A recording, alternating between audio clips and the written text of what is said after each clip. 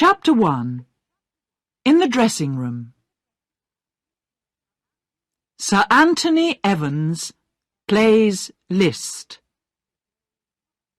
The words above the door of the theatre were a metre high.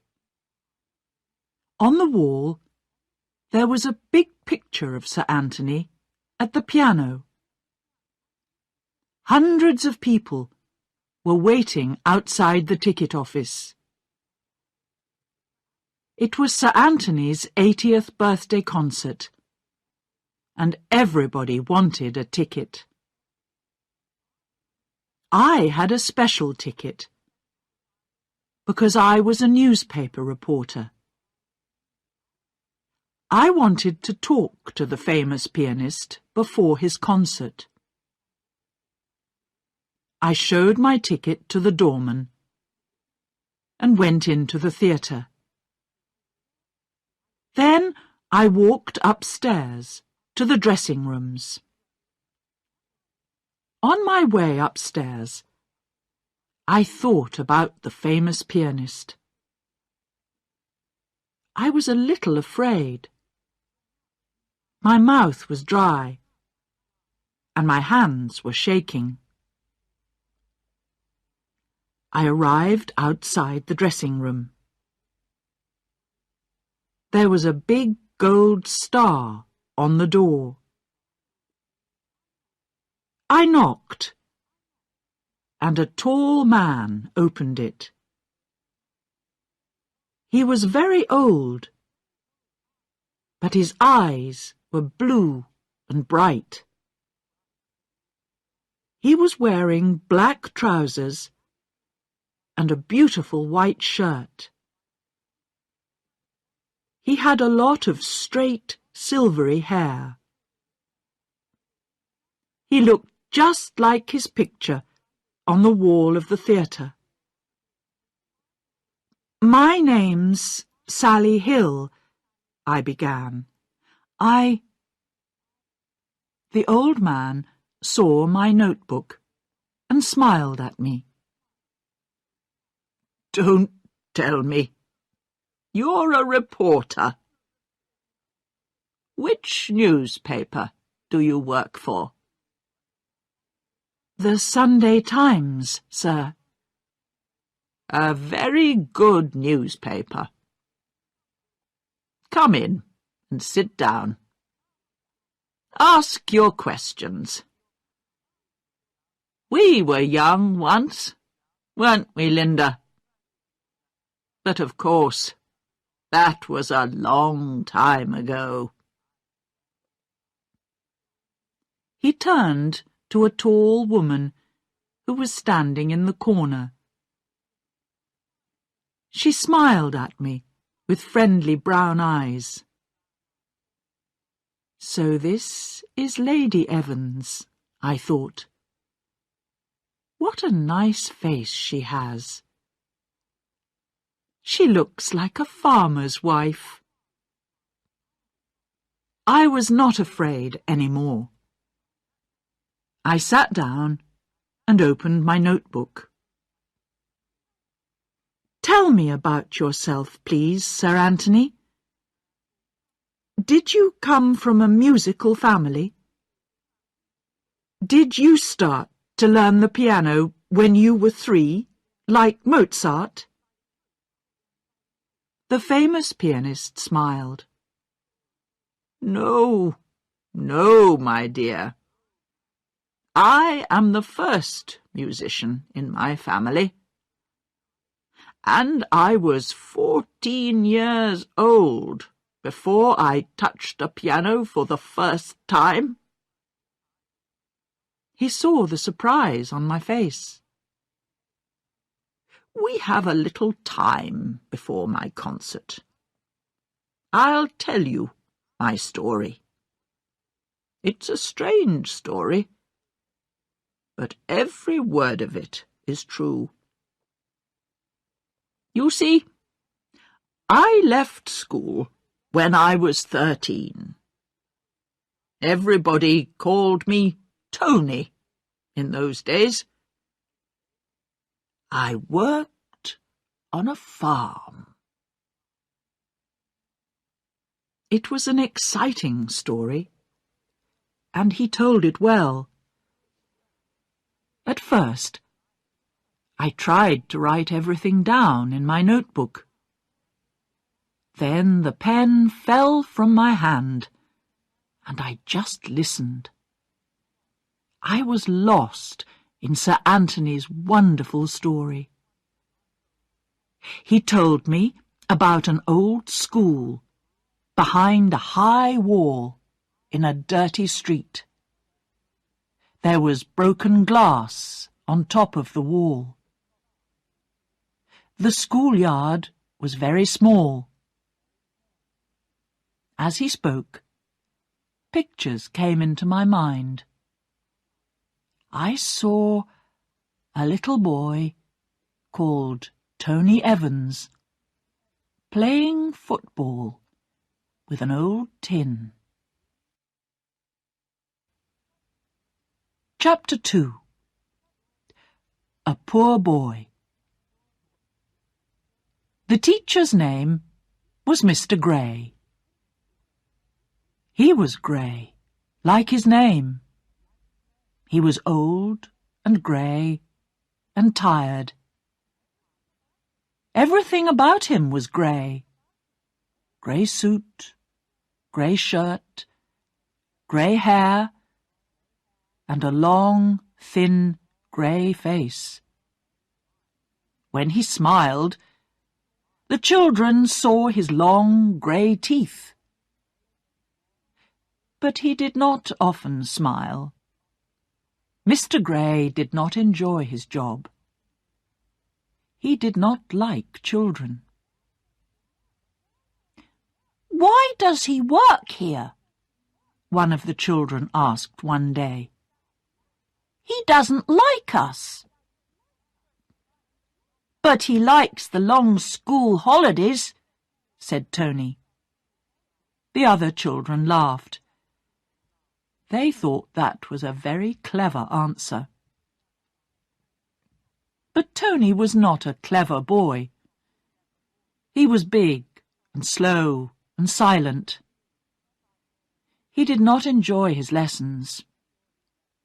Usually he just sat at his desk and waited quietly for 4 o'clock to come, when he could go home.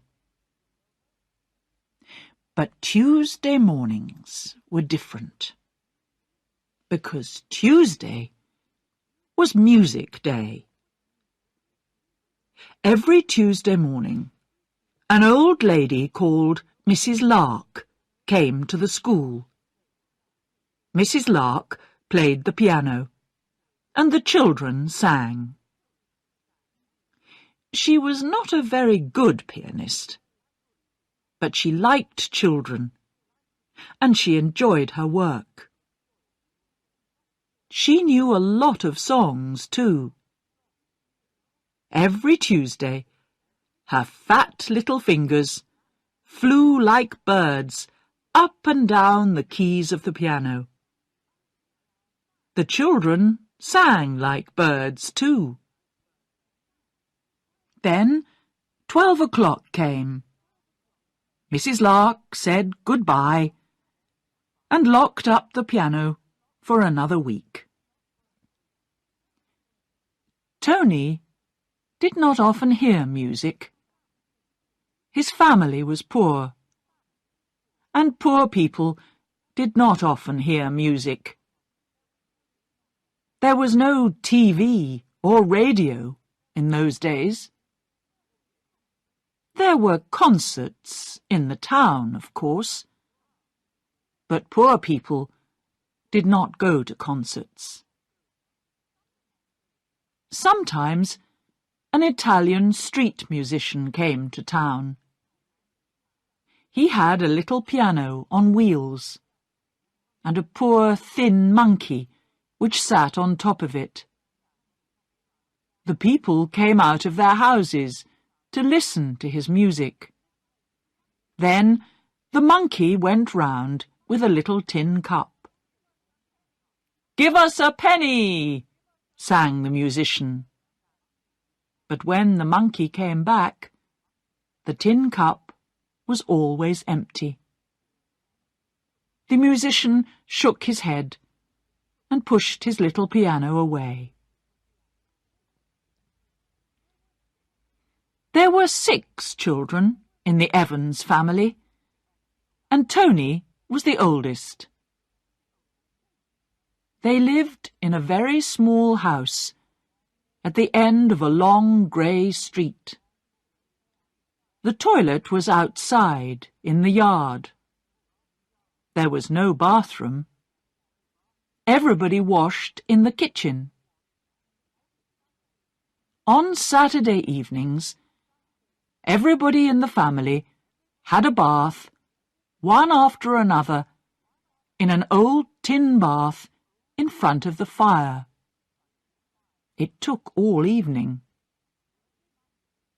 Every Monday, Mrs. Evans washed all the family's clothes in the tin bath.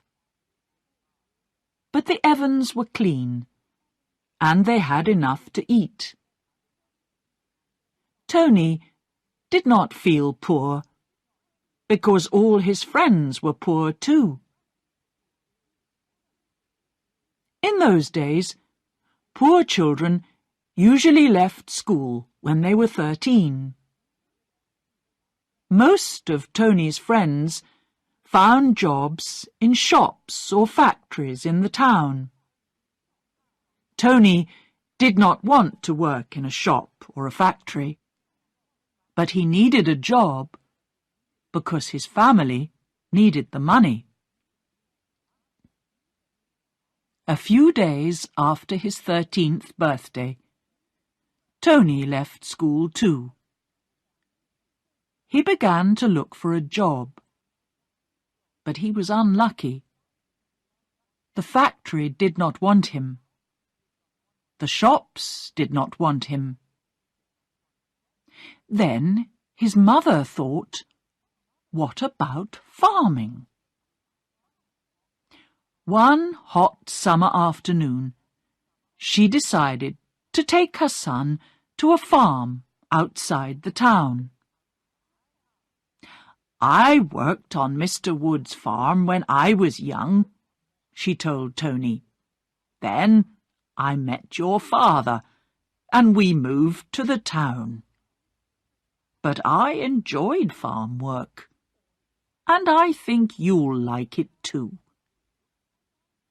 I wrote to Mr. Wood last week and asked him to give you a job on the farm. That will be better than the factory."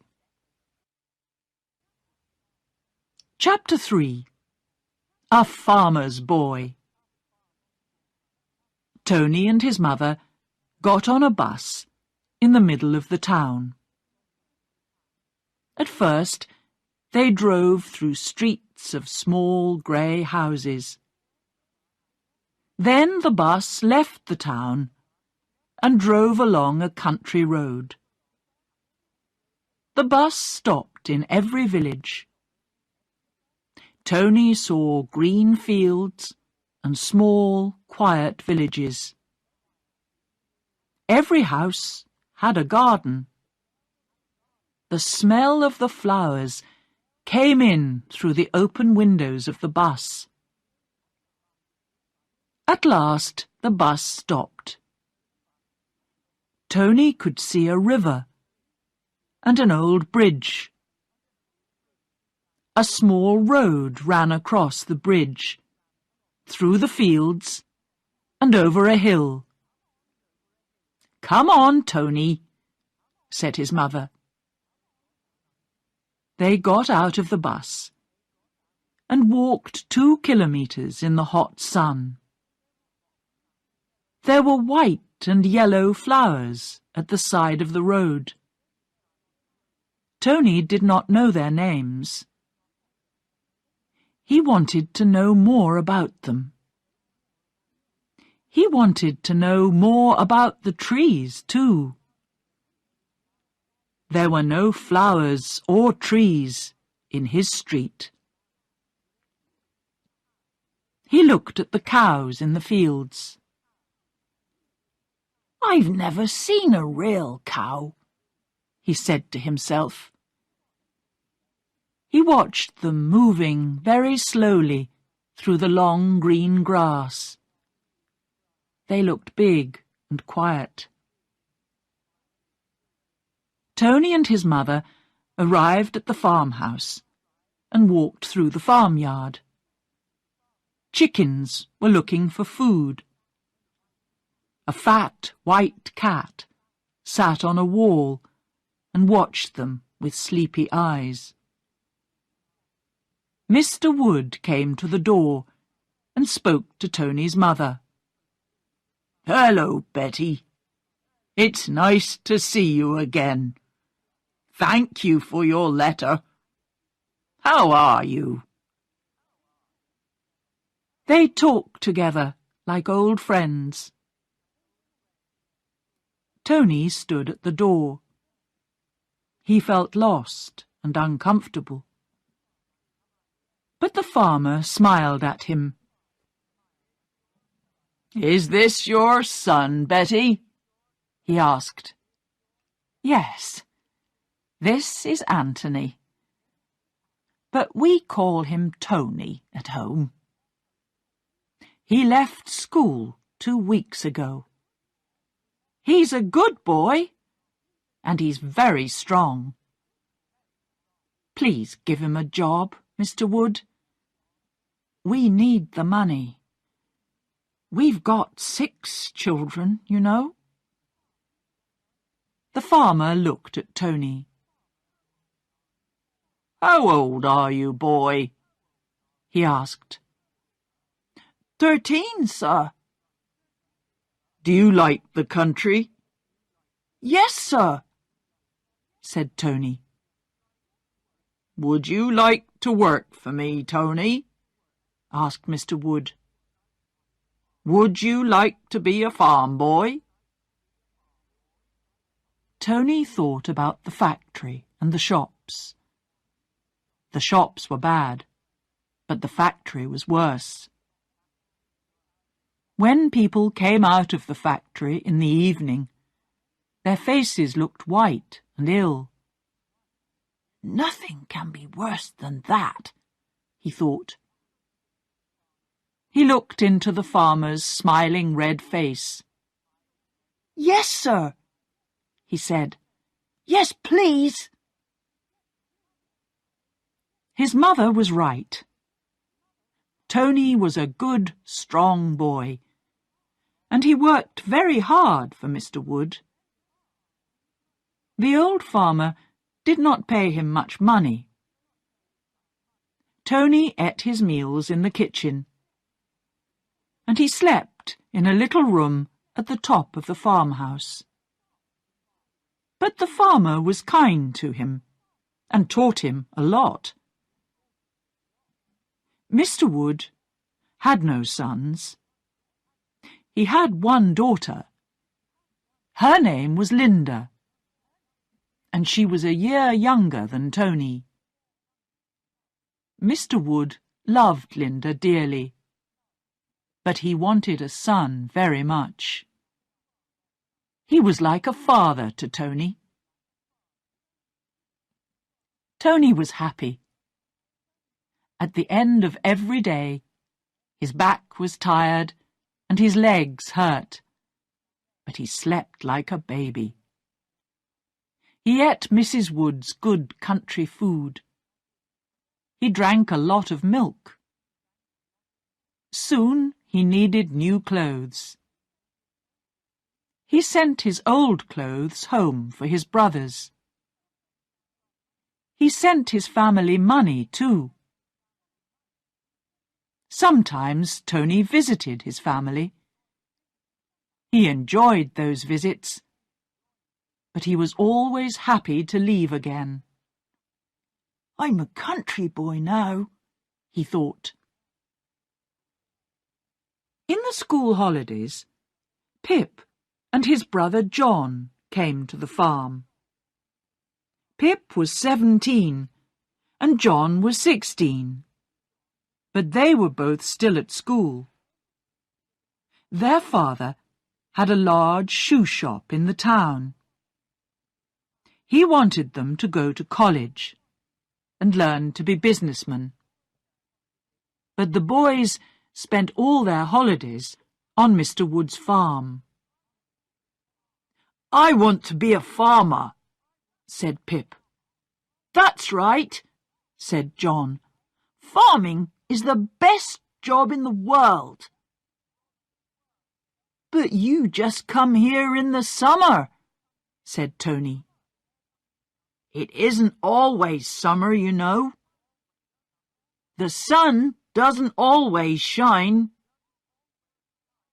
Farmers work hard in the winter too. It's a hard, dirty job." "But you like it," said John. And he was right. Tony liked his job very much. Chapter 4. An Old Piano. One hot summer afternoon, Tony, John and Pip were cutting the long grass. The sun was hot, and they were tired. Mr. Wood came into the field. "Now, boys," he said, "I have a job for you." "He always has a job for us," said Pip very quietly. The other boys smiled. The farmer liked to keep them busy. They walked with him to an old wooden building near the farmhouse. "Now," said Mr. Wood, "my new car will arrive here next week. I want this building for a garage. Get the rubbish out of the building. Then clean it really well. I want to keep the car in it." "What shall we do with the rubbish, Mr. Wood?" asked Pip. "Get rid of it, of course," answered the farmer.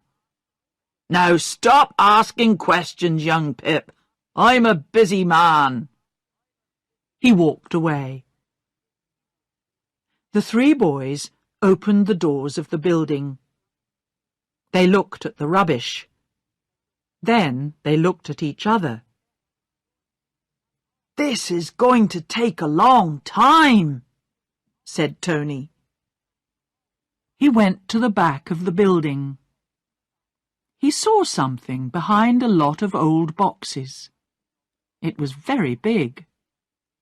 "What's this?" asked Tony. "Is it a cupboard?" asked Pip. John came and moved some of the boxes. "It isn't a cupboard," he said in surprise. "It's an old piano." The piano was made of beautiful dark brown wood. Tony took off his shirt and cleaned the wood with it. He saw brightly coloured birds, flowers and leaves. They shone like stars in the dark, dirty building. Tony opened the piano. He looked at the keys. "We can't get rid of this," he said. "We really can't." He found an old broken chair and sat down at the piano. His fingers touched the keys. He closed his eyes. Half-forgotten music danced through his mind. His fingers began to move. They moved up and down the keys. He began to play an old song. He was suddenly very happy. "I can play the piano," he thought. "Nobody taught me. But my mind tells my fingers what to do, and I can make music." His friends listened. "That's beautiful," said John. "What is it?" "I don't know," said Tony. They heard a noise behind them. Linda Wood was standing at the door. She was a tall, thin girl, with long, soft brown hair. She was not beautiful, but she had big, kind brown eyes and a sweet smile. She was smiling now, and she was singing very quietly. Tony heard her and stopped playing. He stood up. His face was red, and he felt hot and uncomfortable. "Don't stop, Tony," said Linda. "I've finished," said Tony shortly. He closed the piano. Linda came into the building. "Look," she said. "Mother has sent you some cakes and milk. She asked me to bring them." Mrs. Wood was a very good cook. The cakes were still warm. They all ate and drank. Linda looked at the piano. "Who taught you to play the piano, Tony?" she asked. Tony looked down at his dirty old shoes. "I can't play the piano," he said. "Yes, you can," said Linda. "I heard you. I have piano lessons at school, but I can't play like you. I like that song. It's called Green Fields. I've got the music at school, but I can't play it. It's too difficult for me. Do you want to borrow it?" "I can't read music," said Tony. "We didn't have music lessons at my school." He looked unhappy and thoughtful. "Music," thought Tony. He remembered the street musician with his little monkey. Then he thought about Mrs. Lark. He remembered those wonderful Tuesday mornings, and he smiled. "We sang a little on Tuesday mornings, that's all," he said. He stood and looked at the piano. "I must have it," he said to himself. "I'll ask Mr. Wood." At 7 o'clock, Tony washed in cold water and put on his clean shirt. Then he went to the kitchen with Pip and John. They sat down at the big kitchen table, and Mrs. Wood put the food on 3 hot plates.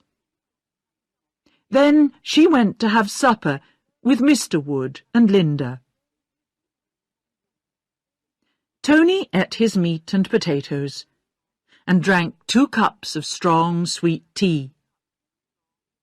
Then he had 3 small cakes and an apple. He was always hungry. He washed his plate and his cup and put them away. "Now," he thought. He got up and went to the door. "Where are you going?" asked John. "I want to ask Mr. Wood about that piano," said Tony. "Pianos cost a lot of money. We must tell him about this one. Then he can decide what to do with it." He knocked at the door of the sitting room. "Come in," said the farmer. He was reading his Farmer's Weekly. Mrs. Wood was mending a hole in Linda's school dress. Linda herself was doing her homework at the table in the corner. "Please, Mr. Wood," began Tony, "there's an old piano in that building." "I don't want to know, boy," said Mr. Wood. You don't want to know, said Tony. But a piano isn't rubbish, sir. It is rubbish, boy. Take it away. Get rid of it. I want that building for my new car. Now go away. I'm tired. I've had a busy day, and I want to read my newspaper. But, began Tony again. I don't want to know, said Mr. Wood. Go away. He shook his newspaper angrily. Yes, Mr. Wood, said Tony. He went out and closed the door behind him. He came back into the kitchen. Listen, can you help me? He said to Pip and John. Mr. Wood doesn't want that old piano. He says I can have it. He wants the building for his new car. I can have the piano if I want it. And oh, yes, I want it very much. But where can I put it? That's easy, said Pip. We can put it on Mr. Wood's lorry. We can take the piano to your house. Your family will love it. You've never seen our house, said Tony. It's very small, and there are 7 people living in it. We can't take the piano there. Sell it then, said John. Buy something nice with the money. I don't want money, said Tony. I want the piano. How can I tell them? He thought. How can I tell them how I feel about it? He looked at his hands. He wanted to feel the black and white keys under his fingers again. He wanted to hear the music in his mind. What's happening to me? He thought. Pip looked at the clock. It's late, he said, and I'm tired. I'm going to go to bed. We can think about your piano tomorrow. Chapter 5. The Village School.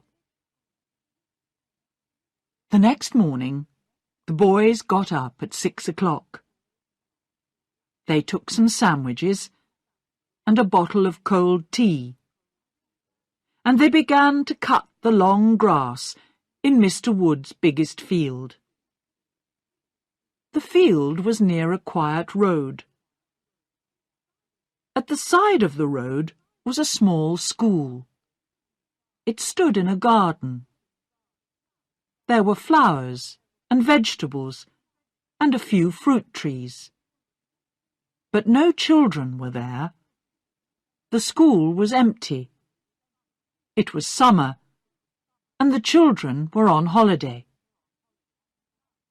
The sun shone down angrily. The boys were hot and thirsty. At 11 o'clock, Tony went for a drink. But the bottle was empty. I want a drink of water, he said to Pip and John. He took the empty bottle and went into the school garden. There was a tap there, and he turned it. No water came out. He went to the door of the school. He pushed, and it opened. There was a little kitchen. Tony turned on the tap. He took a long drink and filled his bottle. Then he decided to look around the little school. It did not take him long. There was one classroom. The desks and chairs were very small, because it was a school for young children. Tony went back into the kitchen. It's July, he thought. Everyone is on holiday. School doesn't start again until September. I can put the piano here.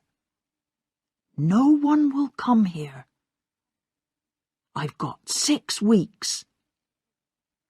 And in 6 weeks, perhaps I can find a home for my piano. He went back to the field. You were away a long time, said Pip. Did you have a drink or a holiday? They all laughed. Listen, said Tony. The school door is open. The school's empty. I'm going to put my piano in the classroom. Don't be stupid, said John. What will the teacher say? He won't say anything. He's on holiday, said Tony. You're on holiday too, aren't you? When do you go back to school? September the 9th, said John. That's right, said Tony. Listen, the door's open. The key's in the door. I'm not going to steal anything. I'm just going to keep the piano in the classroom for a week or 2. Can you help me? We'll put the piano on the lorry and we'll take it to the school. When? Asked Pip. Tonight, said Tony. The 3 boys worked very hard. They cleaned out the building. They cleaned the windows too. Then they put the piano on Mr. Wood's lorry. What time are we going? Asked Pip. 8 o'clock, answered Tony. Linda gave the boys their supper that night. Mrs. Wood was at a meeting in the village. Boys, said Linda, Father says you are borrowing the lorry tonight. Yes, that's right, said Pip. I'm driving. Please, can you take me to the village? Catherine is ill. Catherine was Linda's best friend. I want to visit her. But, began Tony. He looked into her kind brown eyes, and he told her his story. He told her about his old school. He told her about Mrs. Lark. He talked about the village school, and the open door, and the quiet, empty classroom. Linda listened. John and Pip listened too. Then Linda smiled. Thank you, Tony. Now I understand. And I want to help you. The boys drove Linda to Catherine's house. Please come back at 9:30, she said to Pip. She spoke loudly because Catherine's mother was listening. Then she said very quietly, Good luck, Tony, and be careful. The boys drove the lorry to the little school. Then they moved the piano. It was very heavy, but they were young and strong. They pushed it into the classroom and stood it against a wall. It looks beautiful here, said Pip. He touched the keys. They made a loud, unmusical noise. Listen to that, said his brother. You had piano lessons for 3 years, but you didn't learn anything. Play something for us, Tony. Tony sat down and began to play one of Mrs. Lark's songs. The music sang in his mind. It travelled along his arms. His fingers danced over the keys. He did not look at his hands. He did not look at the keys. His eyes were closed. He was in another world. His friends listened. Tony was not clever. He was big and quiet and slow. But there was music in his big, strong hands. That summer was a happy time for Tony. Every evening after supper, he borrowed Linda's bicycle. He cycled to the school, and he played the piano. When it was dark, he cycled back to the farm again. He was afraid to turn on a light in the school. He did not want anybody to see him. "I think Tony has a girlfriend," said Mrs. Wood to Linda. Linda just smiled. Tony learnt to read music. Linda brought him a book of easy songs. She showed him the music. He looked at the little black notes and the 5 thin black lines on the pages of the book. "This is easy," he said to Linda. "It's like writing. The notes tell your fingers what to do." "That's right," said Linda. She showed him the long notes and the short notes. She taught him to read the words at the top of the page. "Look," she said, "that's Italian. Lento, slow." But Tony was not slow. He learnt very fast. Linda was a good teacher. Both of them enjoyed her lessons. Chapter 6. Mr. Gordon finds a musician. Mr. Gordon was the teacher at the little village school. He was a kind old man, and the children liked him. They enjoyed his lessons, and he enjoyed teaching them. There was no piano at the school. This sometimes made him a little unhappy, because he loved music very much. But he sang with the children. He filled their young minds with songs and stories. It was a happy school. One night, during the summer holidays, Mr. Gordon wanted a book. He looked everywhere. "I know," he said suddenly. "I left it at school. I'll go there at once. It isn't far away." He walked through the school garden. The door of the school was open. He felt in his pocket for the key. It was not there. "Oh, dear," thought Mr. Gordon. "I forgot to lock the door. Now somebody is in the school. Perhaps it's a thief. What can I do?"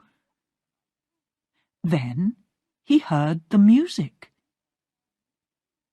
Tony played the same line of music again and again. It was not easy. "Prestissimo," said the words at the top of the page. "Very fast."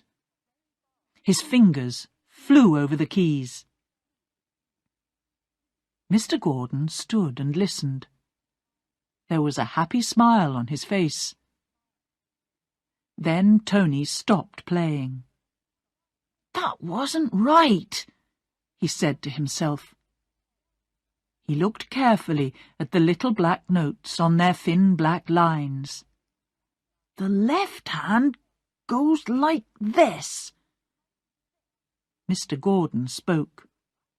"And the right hand goes like this." Tony turned round. His face was white.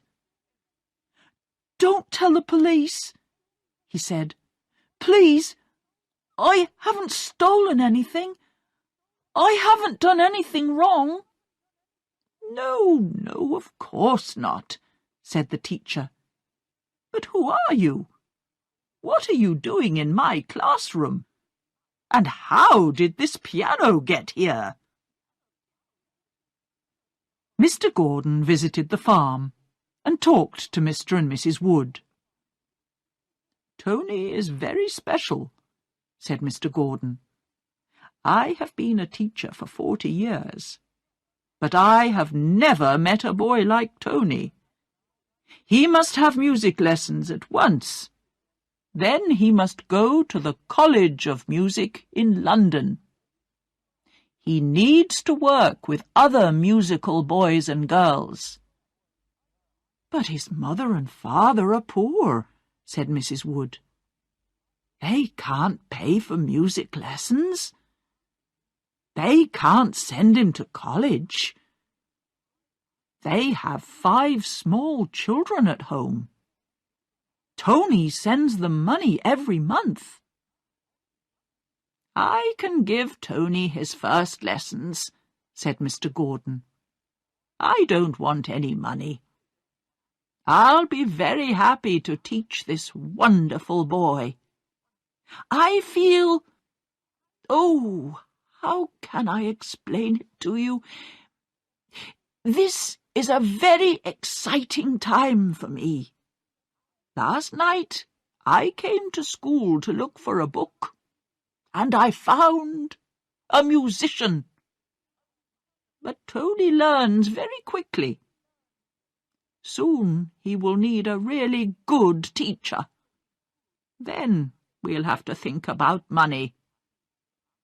Perhaps Tony can go to the College of Music in the daytime and work in a restaurant in the evenings." "No, he can't," said Mr. Wood. Suddenly his face was red and angry. "Tony is a good boy. He's like a son to us. His father is poor, but we are not." "That's right," said his wife. She was usually a quiet woman, but her eyes were bright and excited. "We will send Tony to the College of Music," she said. Tony knew nothing about their conversation. He was cleaning Mr. Wood's new car when Mr. Gordon visited the farm. But that visit changed his life. Mr. Wood had a quiet talk with him later. "Mr. Gordon wants to give you piano lessons," he told Tony.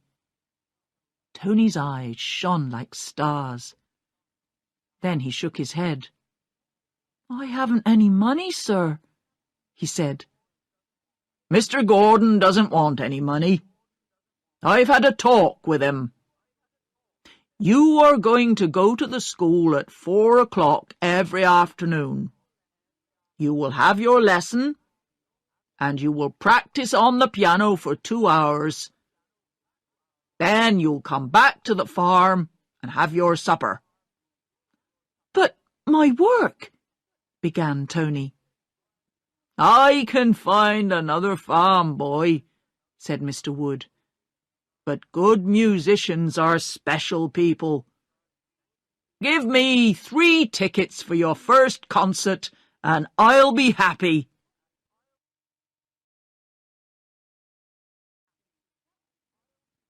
Chapter 7. The Music Competition. Tony worked and worked. He got up at 6 every morning. He worked on the farm until 4 o'clock in the afternoon. But every minute of the day, music filled his mind.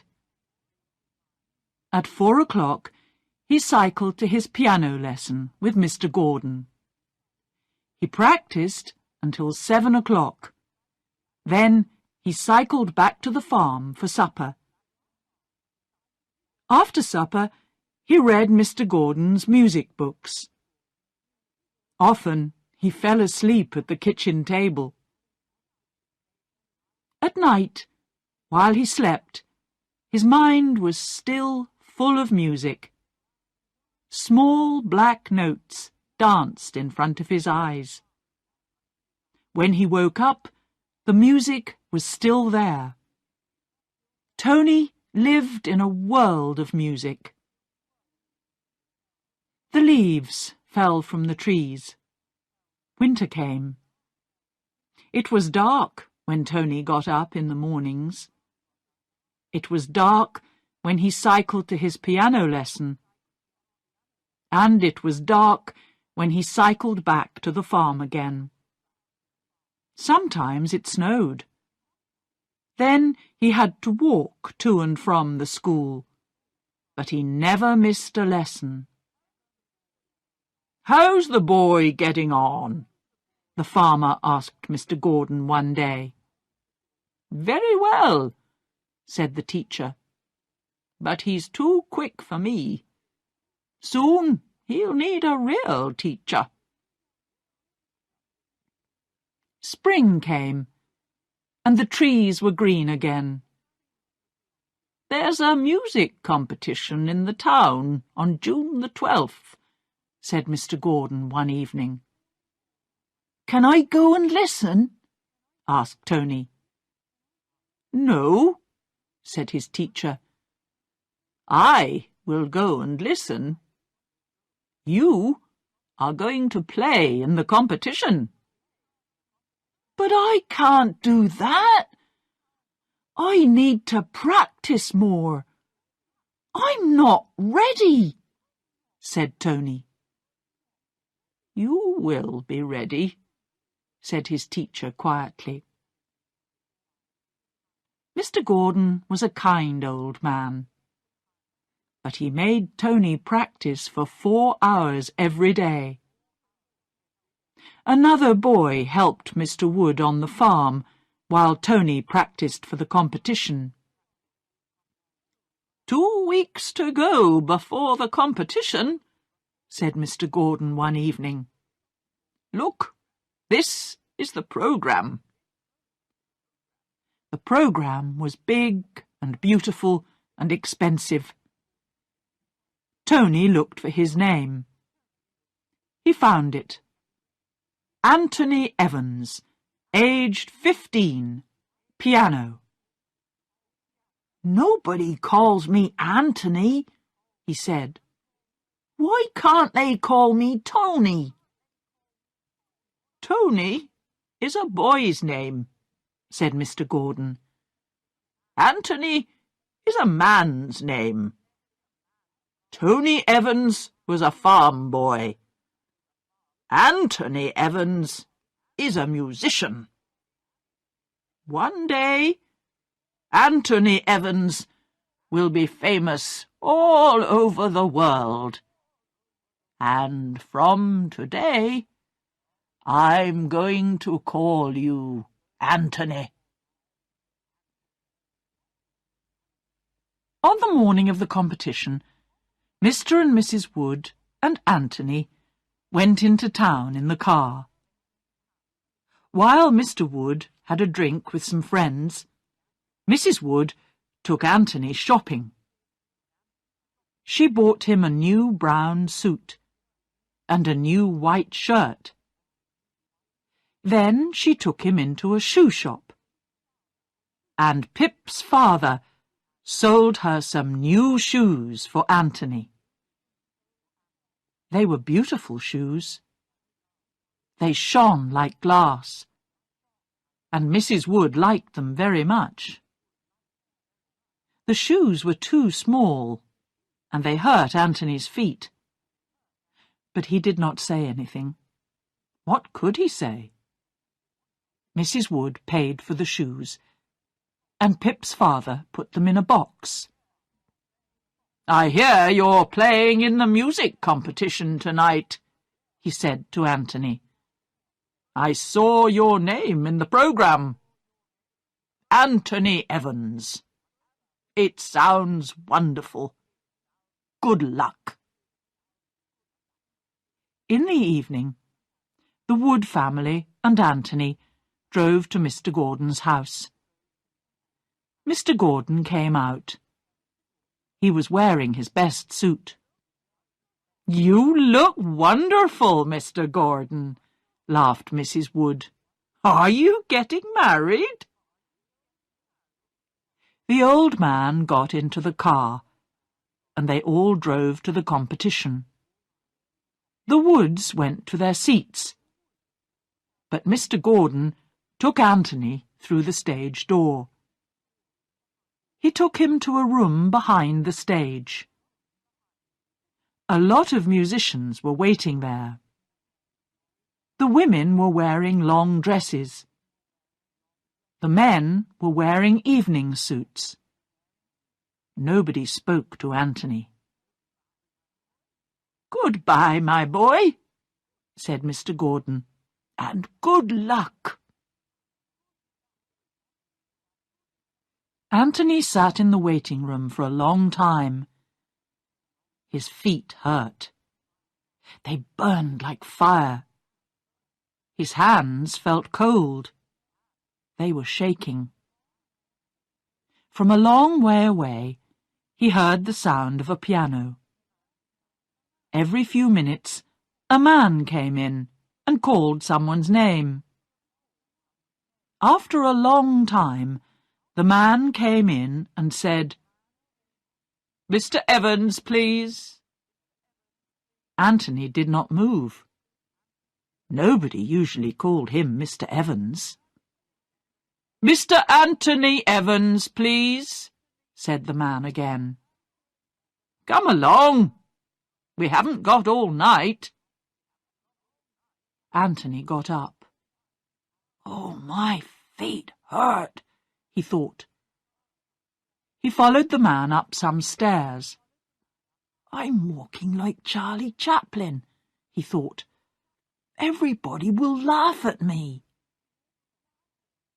He walked onto the stage and sat down at the big piano. The dark wood shone like glass. He could see his face in it. He turned round and looked at the sea of faces. He could not see the Wood family. He could not see Mr. Gordon. But suddenly, Anthony felt their love and their kindness. His feet stopped hurting. His hands stopped shaking. He touched the piano. It was much bigger than the old piano in the classroom. The keys looked very clean and new. He wanted to touch them. "Well," he said to himself, "of course I want to touch them. That's why I'm here." And he began to play. He forgot about himself. He forgot about all the strange people in the theatre, and he just played for his friends. He played for Mr. and Mrs. Wood. He played for Linda. He played for Mr. Gordon. And he played for old Mrs. Lark. "Where are you now, Mrs. Lark?" he thought. "Do you remember Tony Evans? You gave us a lot of happiness, Mrs. Lark. Thank you. Thank you." His hands flew over the piano keys. Beautiful sounds filled the theatre. "He's going to win the competition," Mr. Gordon said to himself. "And this is the happiest day of my life." And Anthony won the competition. He knew that he was the winner because he saw his photograph in the newspaper the next day. But he could not remember anything about it. All he remembered was his feet. When he got out of the car, he could not walk. His new shoes hurt him too much. Mr. Wood helped him into the kitchen, while Mrs. Wood filled an old tin bath with warm water. Linda took Anthony's shoes off. His feet were very hot and red. He put them in the warm water. "This is wonderful," he said. "You've won!" shouted Mrs. Wood. "Forget about your feet, boy.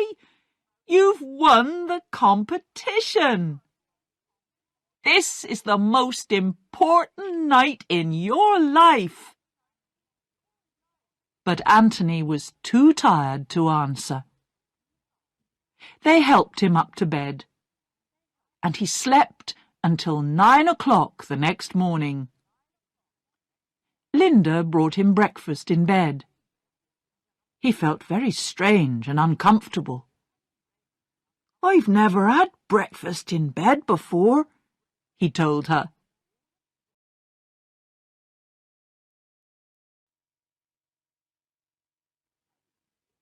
Chapter 8. The end of the story.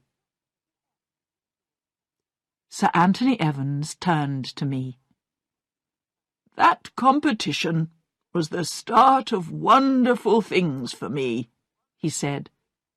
"I went to the College of Music for 3 years. Of course, I worked hard, but I enjoyed every minute. I always went back to the farm for my holidays. And one summer, when I was 20, I asked Miss Linda Wood a very important question. 'I can't give you much, Linda,' I told her, 'but one day I shall be rich and famous. Then I'll come back again, and I'll ask you to marry me.'